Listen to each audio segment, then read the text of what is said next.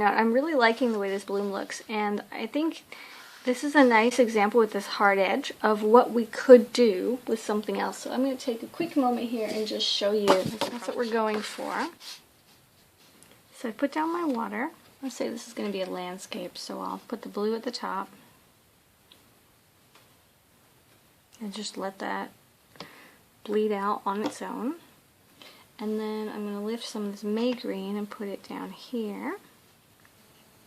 And kind of flick it up into the blue a little bit where the two have to meet. And I'm not going to do anything, so this is going to end up looking like this. Okay, so I'm going to come in here and remove this little line at the bottom just by drying my brush and coming back. I want to let this dry just a little bit until the shine of the paper is gone. Where's that shine? There it is. So I'm going to come in with my color and I'm going to drop it in here. And because I'm going for some kind of horizon, some kind of woodland trees, I'm going to push it up from the bottom. And it's bleeding out.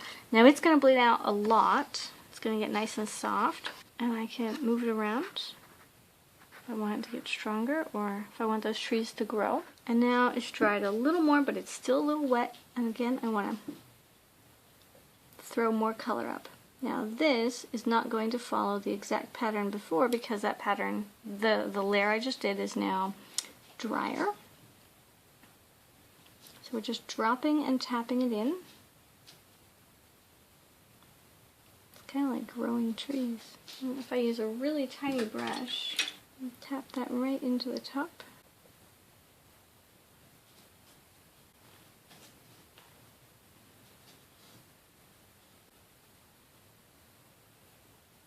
Now, in order to make this thicker on the bottom, you can just pull it out on both sides.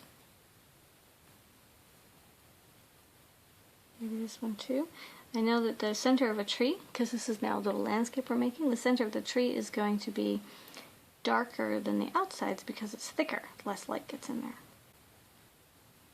Just let it grow. I'm just dabbing and kind of flicking. If you can hear that sounds like a nibbling animal. It's my rabbit. We had a dog scare in the yard today, and so Amber is hanging out with us in the house. So before it's completely dry, I just have a little bit of sheen left. I'm going to come in again with a thick paint, and I think I'm going to lay one in right here. I need less water for that.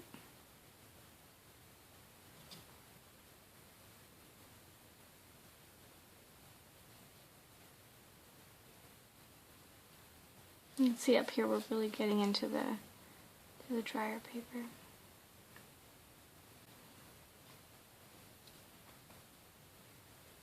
And that is almost straight Paris blue.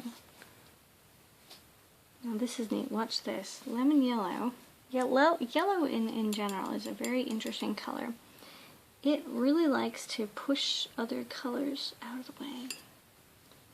So if we wanted to put a highlight on here using yellow, we can drop it in.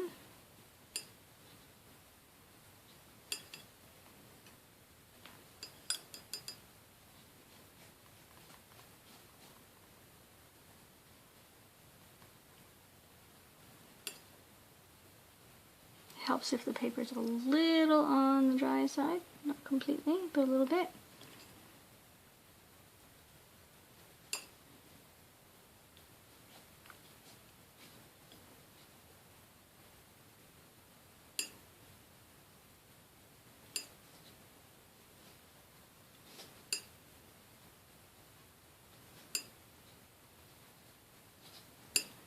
See how that just pushes that all the way? Now I am attempting here to kind of make it look like, like these are trees. So we've got paint now on matte wet paper, which means that it's not really going to move at all.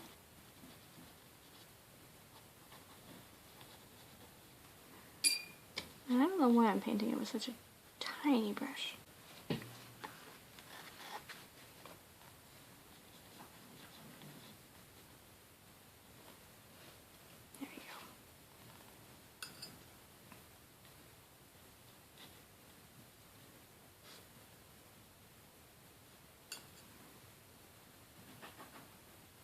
And as a comparison, this one is wet paint on dry paper. And it's still wet paint on dry paper, so it's going to lighten as it dries.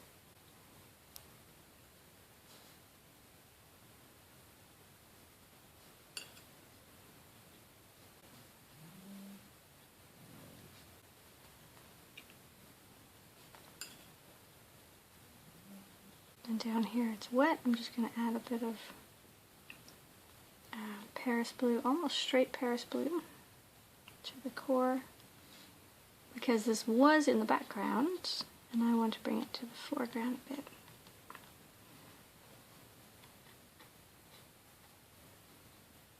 Okay, there we have it.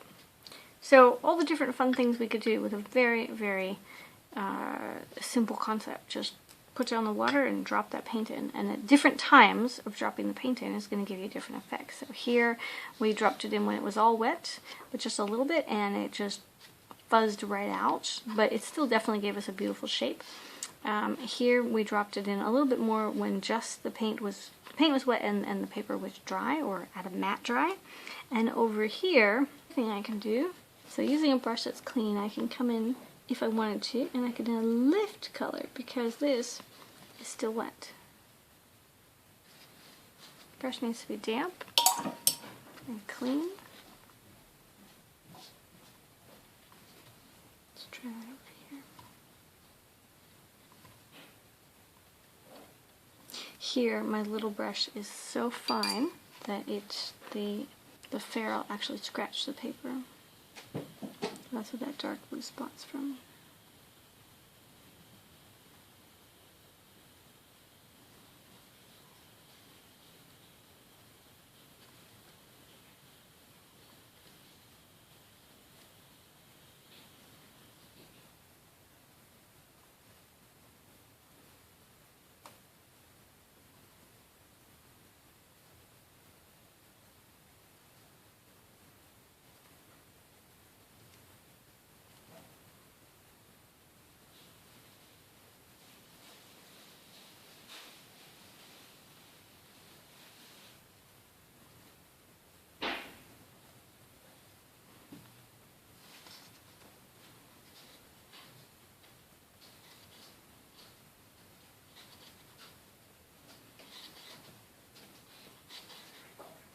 So now it looks like two figures standing in front of a tree.